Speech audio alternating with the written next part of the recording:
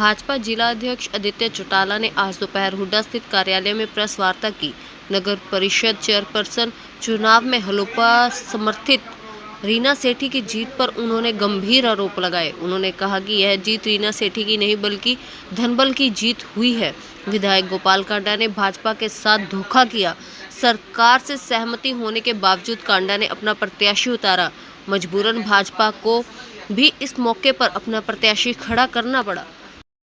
कि सरकार के साथ होने के बाद आपने सरकार को बिट्रे किया है, आपने सरकार के शीर्ष नेतृत्व को बिट्रे किया है। और हम तो आज भी अपनी ज़बान पे खड़े थे, पहले भी अपनी ज़बान पे, और हमने ये सिद्ध करके दिखाया है कि हम धोखा देने वाले लोग नहीं हैं। पार्टी झुकने के लिए नहीं है, हम किसी के आगे नतमस्तक नहीं होंगे। हमारा कार्यकर्ता पार्टी के आगे नतमस्तक हो सकता है, लेकिन किसी दूसरे व्यक्ति के आगे हम नतमस्तक नहीं हो सकते।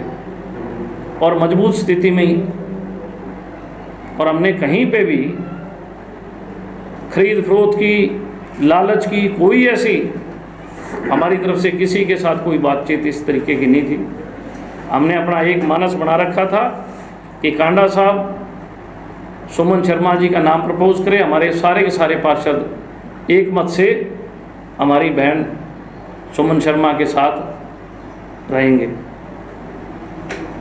लेकिन बड़े जिम्मेवारी से ये बात कह रहा हूँ कि मैं खुद बड़ा हैरान हूँ इस बात से कि जिस तरीके से उन्होंने डूल गेम खेला, दो का जो चेहरा उन्होंने रखा है।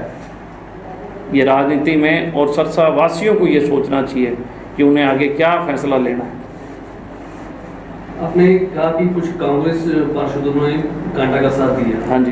तो कांग्रेस की प्रदेशाध्यक्ष कुमारी शैलजा इस मामले को इग्नोर कर रही है कि वो कांग्रेस की पार्षद कहीं पहले अलग थलग हो चुके हैं। जिन्होंने बहिष्कार किया वो बलजीत कौर, वो कांग्रेस की पार्षद है। देखिए, मैं आपसे एक बात कहना चाहूँगा कि जब पिछली तारीख थी तो नवीन केडिया जी, आपके पास क्लिप है, केडिया जी के साथ कितने पार्षद खड़े होकर नारे लगा रहे थे। आप इन चीज़ों को तो देखो। और कुमारी शैलजा जी प्रदेश के अध्यक्ष हैं, बहुत बड़ी जिम्मेवारी उनके ऊपर है।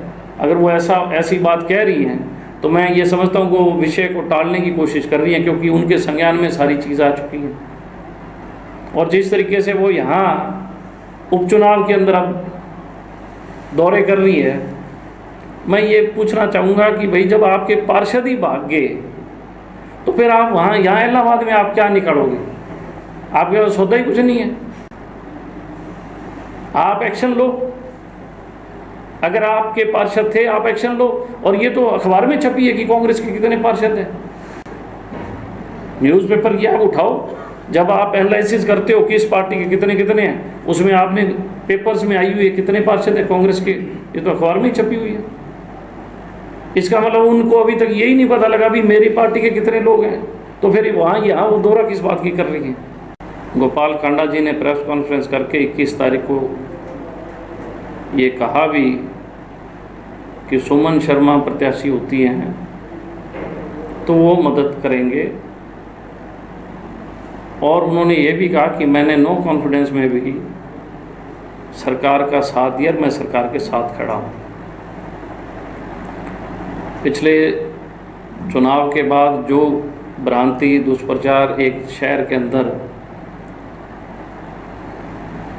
और मीडिया के माध्यम से, प्रिंट मीडिया, न्यूज़पेपर के माध्यम से ये आ रहा है कि भारतीय जनता पार्टी ने अपना वायदा नहीं निभाया। हम आज भी और आखिर के टाइम तक भी उस नाम पे हम सहमत थे। और हमने कहा कि आप इनका नाम प्रपोज करो, इन्हें बनाओ।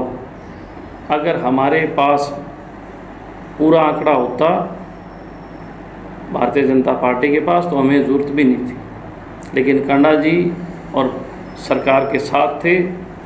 इस दृष्टिगत ये ऊपर के लेवल पे निर्णय हुआ कि आप लोग इकट्ठे होकर बनाओ, और हमने सहमति बनी। और उस सहमति पे हमने उनको कहा कि आप ही नाम प्रपोज करो। उस हॉल के अंदर हमारी मेंबर पार्लियामेंट बहन सुनीता दुग्गल जी भी, क्योंकि उनका भी वोट है, वो भी वहीं थे, कि एक तरफ तो वो कह रहे हैं भारतीय जनता पार्टी ने साथ नहीं दिया और एक तरफ वो कांग्रेस के मेंबर्स का साथ ले रहे हैं। ये पूरी तरह से एक्सपोज हो चुके हैं कि धन बल का खेल जो खेला गया, एक पूरी की पूरी राष्ट्रीय पार्टी साफ होगी पैसे के पीछे। तो आप ये मान के चलो कि क्या ऐसे लोग सरसा शहर का भला कर सकते हैं? 3.5 साल अगर कमेटी नहीं बन पाई तो इसमें भाजपा का दोष नहीं था। ऐसे लोग बैठे थे जो प्लान कर रहे थे किस तरीके से हम कमेटी बनाएं। जब तक उनकी प्लानिंग पूरी 100% नहीं हुई तब तक वो उसको होल्ड अप पे रख रहे थे। सर, जिस तरह से पहले गोपाल कांडानी ने मीडिया के सामने आके सुमन शर्मा जी का नाम लिया और सभी को अपने तरफ किया और उसके बाद एकदम से डबल गेम खेली गई और नाम चेंज कर दिया गया, क्या आने वाले समय बीजेपी पार्टी उन पर भरोसा कर सकती है? किस एक सेकंड का नहीं है। मैं बीजेपी की छोड़ो, सरसा की जनता नहीं करेगी। और मैं तो कहता हूँ कि गोकुल सेठिया जो बात बोलता था बिल्कुल सही बोलते थे। मेरा से उम्र में छोटा है, मेरा अजीज़ है, और वो हमेशा ही एक शोर, उनकी आवाज़ से जो है मजबूती से मुखर रूप से निकलता था कि मेरी लड़ाई पैसे वालों के खिलाफ है। और मैं भी एक ऐसी शख्सियत रखता हूँ अपनी कि मैं भी ये समझता हूँ कि प्रजातंत्र में और डेमोक्रेसी में जो लोग पैसे की गेम खेलते हैं वो डेमोक्रेसी का कत्ल करते हैं हमेशा।